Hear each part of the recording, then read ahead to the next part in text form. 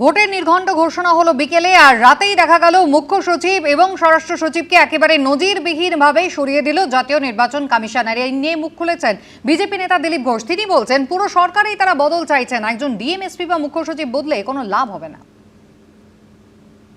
আমার তো পুরো সরকারটা বদলাতে চাইছি, একটা ওসি, একটা ডিএমএসপি বা চিফ সেক্রেটারি পাল্টে পশ্চিমবাংলার কোনো পরিবর্তন হবে না। সরকারের পরিবর্তন চাই, সেটা মে মাসে হবে। আপনারা জানেন রাষ্ট্রপতির অনুষ্ঠান স্থল পরিবর্তন এবং সেখানে প্রোটোকল ভাঙার অভিযোগে ইতিমধ্যেই কিন্তু দার্জিলিংয়ের ডিএমকে আগেই সরানোর সিদ্ধান্ত নিয়েছে রাজ্য সরকার। একই সঙ্গে শিলিগুড়ি সিপি তাকেও সরানোর সিদ্ধান্ত নেওয়া হয়েছে। গতকালই বিকেল 4টায় বিজ্ঞান ভবন থেকে জাতীয় নির্বাচন কমিশন তারা কিন্তু এ রাজ্যের ভোটের নির্ঘণ্ট ঘোষণা করে দিল এবং তার সঙ্গে সঙ্গেই কিন্তু আদর্শ আচরণবিধি চালু হয়ে গেল এবং সেই সঙ্গেই দেখা গেল তার মাত্র কয়েক ঘন্টার মধ্যে গতকাল রাতেই একেবারে নজিরবিহীনভাবে এ রাজ্যের প্রশাসনিক দুটো শীর্ষ পদে রদবদল হয়ে গেল।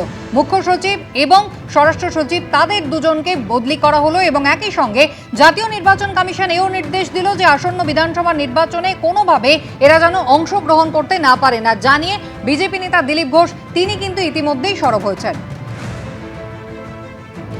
দেবাংশু ভট্টাচার্য তৃণমূল কংগ্রেসের সোশ্যাল সেল ইনচার্জ আমাদের সঙ্গে রয়েছেন এই মুহূর্তে টেলিফোন লাইনে। দেবাংশু, দিলীপ ঘোষ তিনি বলছেন একজন ডিএমএসপি বা অফিসার বদলটা আসল কথা নয়, তারা চান গোটা সিস্টেমটার বদল।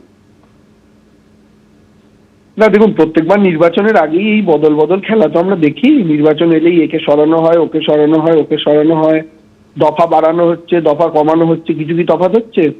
যখন সরানো হয় তখন ওরা নাচে, যখন আবার নির্বাচনের পর তারা একই জায়গায় চলে আসে তখন স্বাভাবিক নিয়মেই তারা একই জায়গাতে ফিরে আসেন। আবার যখন 6 দফায় 7 দফায় ভোট হয় তখন তারা চিৎকার করে বলে আইন শৃঙ্খলার পরিস্থিতি খারাপ, তাই 7 দফায় ভোট, তাই 8 দফায় ভোট, তাই 80 দফায় ভোট। আর এবার যখন 2 দফায় ভোট হচ্ছে তখন একবারও বুক ফুটে বলছে না যে নিশ্চয়ই তার মানে আইন শৃঙ্খলার উন্নতি হয়েছে, তাই 8 দফা থেকে কমে সেটা 2 দফায় হয়েছে, নিজেরাই সেটা দাবি করেছে। ঠিক সেরকম ভাবেই আজকে পরিবর্তনের কথা বলছেন। আমি বলছি এত তো ঝামেলাই থাকে না, এত এদেরকে সরিয়ে না দিয়ে আইএস আইপিএস এর তোয়াক্কা না করে সরাসরি নন্দিনী দেবীর জায়গায় মুখ্য সচিব শুভেন্দুবাবুকে বসিয়ে দিই, আর স্বরাষ্ট্র সচিবের জায়গায় দিলীপ ঘোষকে বসিয়ে দিই। আইএস আইপিএস ও দেখার দরকার নেই, তাহলেই একদম প্রবলেম সলভ। এরাও খুশি, 4 দিনের জন্য একটু রাজ্যকে কন্ট্রোল করার সুযোগ পাবে, রাজ্যের মাথায় বসার সুযোগ পাবে, আর বাকি সাধারণ মানুষও খুশি থাকবে। অন্তত সকাল সকাল এদের ভুলভাল কথা শুনতে হবে না। ধন্যবাদ।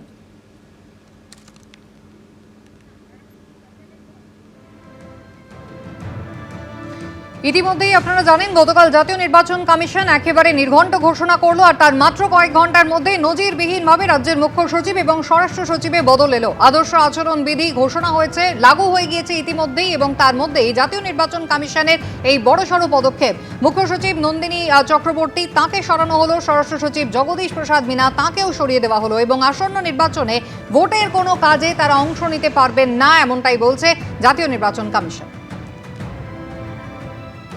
অন্যদিকে রাজ্যে বিধানসভা ভোট ঘোষণার মাত্র কয়েক ঘন্টার মধ্যেই নজিরবিহীন ঘটনা, কড়া পদক্ষেপ নিল জাতীয় নির্বাচন কমিশন। আদর্শ আচরণবিধি লাগু হওয়ার রাতেই প্রশাসনের শীর্ষ পদে বদল। রাজ্যের মুখ্য সচিব এবং স্বরাষ্ট্র সচিবকে সরিয়ে দিল নির্বাচন কমিশন। মুখ্য সচিব নন্দিনী চক্রবর্তী এবং স্বরাষ্ট্র সচিব জগদীশ প্রসাদ মীনাকে সরিয়ে দিল নির্বাচন কমিশন। মুখ্য সচিবকে লেখা চিঠিতে কথা জানিয়েছেন জাতীয় নির্বাচন কমিশনের সচিব সুজিত কুমার মিশ্র। চিঠির কপি পাঠানো হয়েছে রাজ্যের মুখ্য নির্বাচনী আধিকারিককেও। আজ দুপুর 3টের মধ্যে দায়িত্ব গ্রহণ করবেন রাজ্যের নতুন মুখ্য সচিব এবং স্বরাষ্ট্র সচিব। নন্দিনী চক্রবর্তীর জায়গায় নতুন মুখ্য সচিব হচ্ছেন দুষ্মন্ত নারিয়ালা। জগদীশ প্রসাদ মীনার জায়গায় স্বরাষ্ট্র সচিব হচ্ছেন সংঘমিত্রা ঘোষ। 1993 ব্যাচের আইএএস অফিসার দুষ্মন্ত নারিয়ালা বর্তমানে উত্তরবঙ্গ উন্নয়ন দপ্তরের অতিরিক্ত মুখ্য সচিব পদে রয়েছেন। অন্যদিকে 1997 ব্যাচের আইএএস অফিসার সংঘমিত্রা ঘোষ এখন রাজ্যের মহিলা শিশু উন্নয়ন এবং সমাজ কল্যাণ বিভাগের প্রিন্সিপাল সেক্রেটারি। পাশাপাশি জাতীয় নির্বাচন কমিশনের তরফ থেকে নির্দেশ দেওয়া হয়েছে নন্দিনী চক্রবর্তী এবং জগদীশ প্রসাদ মীনাকে ভোট শেষ না হওয়া পর্যন্ত ভোটের কোনো কাজে লাগানো যাবে না।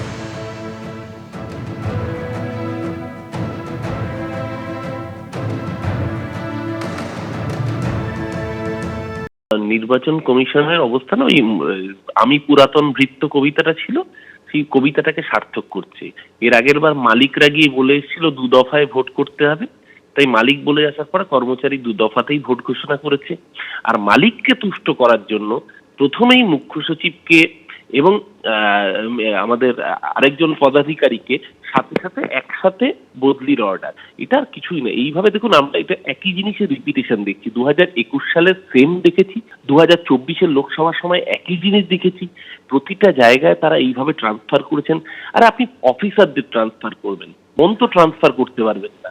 বাংলার মানুষের মনে রয়েছেন মমতা বন্দ্যোপাধ্যায়, ভোট দেবে বাংলার মানুষ, বাংলার মানুষের মনে থাকবেন মমতা বন্দ্যোপাধ্যায়। 21-এর নির্বাচনের পরে বিরোধী প্রধানত ভারতীয় জনতা পার্টির কর্মীদের ওপরে, সদস্যদের ওপরে, এমনকি সদস্য নন, শুধুমাত্র সমর্থক মনে করা হয়েছে যাদের, তাদের উপরে যে ভাবে আক্রমণ করা হয়েছে, সেই আক্রমণ সারা ভারতবাসী অবাক হয়ে দেখেছে। জনের কাছে অনুরোধ, যে কোনো মূল্যে প্রাক নির্বাচনী, নির্বাচনের সময় এবং নির্বাচন পরবর্তী কোন রকম সন্ত্রাসকে বরদাস্ত যেন করা না হয়।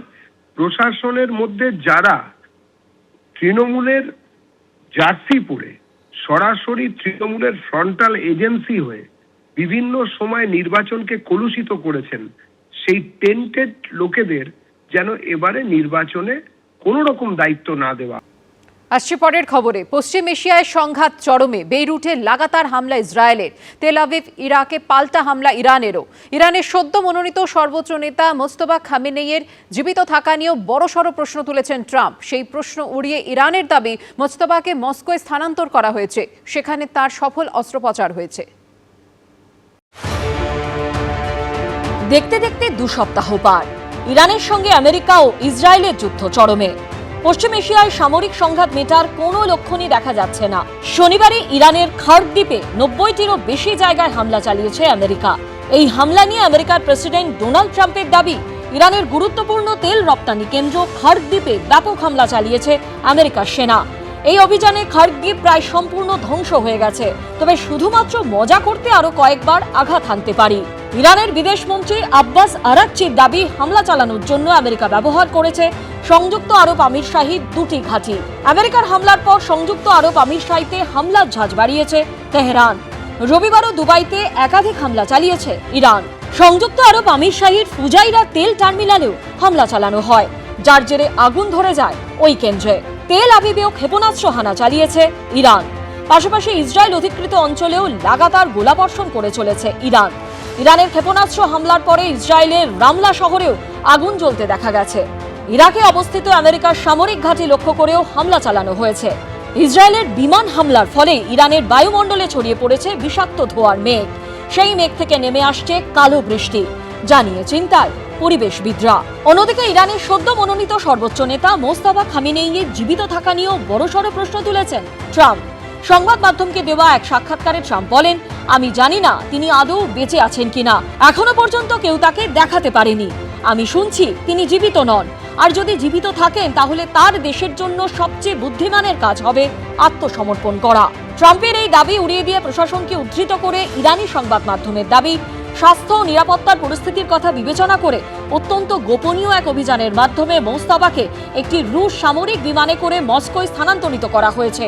সেখানে তার সফল অস্ত্রোপচার হয় এবং বর্তমানে তিনি সেখানকার একটি বেসরকারি হাসপাতালে চিকিৎসাধীন রয়েছেন।